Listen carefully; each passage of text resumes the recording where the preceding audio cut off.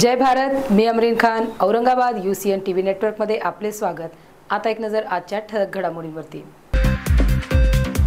गरवारे मैदानावर रंगला employ T20 cricket सामना। मनपा संघाने कंबाइंड बँकर्सला नमवले।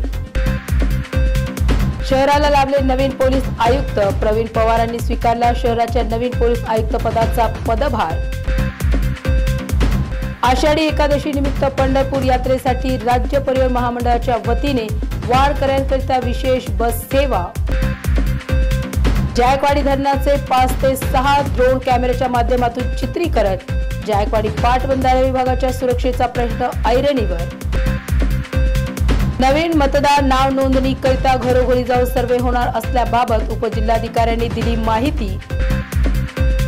सिडको वाळूज महानगरात 13 वर्षीय मुलीचा संशयास्पद मृत्यू। परिसरात उडाली एकच खळबळ।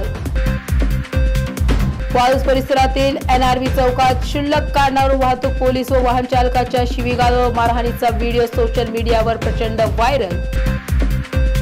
आषाढी एकादशी निमित्त संपूर्ण महाराष्ट्रातून पायी दिंडी सोहळा। भजन कीर्तन प्रवचनाने वातावरण झाले विठ्ठलमय। पंढरपुराची वारी जगात सर्वश्रेष्ठ धार्मिक परंपरा म्हणून मान्यता मिळवण्यासाठी सरकार प्रयत्नशील। उपमुख्यमंत्री अजित पवार।